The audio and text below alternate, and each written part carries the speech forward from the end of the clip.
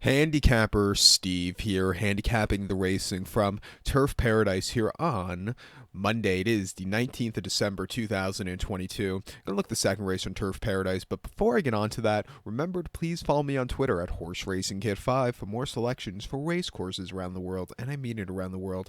Let's look at the second from Turf Paradise, which is allowance optional claimer, purse $26,900. Race for 3-year-olds and upwards, never won 2 races since June the 19th of 2022, or which not won a race since September the 19th of 2022, which never won 3 races, blah, blah, blah, blah, blah. Up to claim price 40 grand here. We have a field of 6 horses stepping onto the turf course.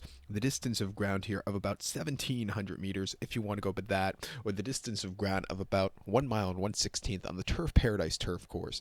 About 1,700 meters, about 1 mile 1/16th. Depends which distance you want to go by. You want to go by the metric system like the rest of the world? Be my guest. 21 feet, the rails are out. My top selection, I'm going to go with the number 4 horse Stitzy as a top selection. Let's go 4-6-1-3 in the superfecta. 4-6-1-3 super. Top selection of 4 horse Stitzy. 6-year-old gelding by English Channel. Gets Silva trains one. Luis Negron gets the mount. The horse's most recent outing came in the Walter Cure Memorial here at Turf Paradise. 7.5 furlongs on the 26th of November. And the horse won by 1 3/4 lengths that day. He had a very troubled trip that day. He just stalked, got bumped a few times, but he got there late. He got the job done. Second off the bench, I thought it was a very good race. Come back here, not the world's toughest race. It's a tough race for the horses on the colony, but for him, I don't think it's the world's toughest. I think he should get a good trip, and I think his forwardly pace with the rails out should really hold up to get a victory here today. 2 back, he ran the 8th of November at Turf Paradise, mile 16th and opposite 25. He finished third by 3.5 lengths that day, and he just sat with them early on, a little bit wide, but he just couldn't keep up. First start back from Minnesota. I think he might need the race there. And then in a black type stakes for state breds at Canterbury, mile 16th, 10th of September. He won by length that day on the front end all throughout.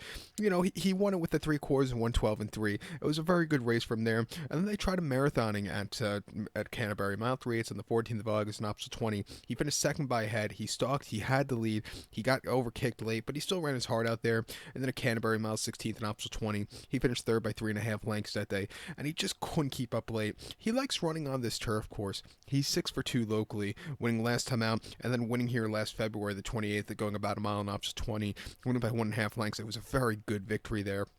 Coming here, 2-1, I'm going to use him. I think your second likeliest winner is the 6 horse here, Tartini. Most recently on the 26th of November, 7.5 in that Cooler Memorial. He finished second by 1 3/4 lengths, and he was really closing up from a stupidly wide post draw. Today he's going to have to overcome a wide post draw, but it's not the 10 hole. And with the shoot start, he gets a little bit better run to the turn. Some of the races in Southern California could definitely win against these horses that he's had earlier this year. 3-1, let's use him in the pick 4 that begins actually with race number 1. So to recount my selection for the second from Turf Paradise, let's take the 4 horse Stitzy. Give kudos to the 6 horse Tartini. 4-6-1-3 super. 4-6 in your multi race. So good luck to all. Please follow me on Twitter at Horse Racing Kid 5. Good luck, everybody.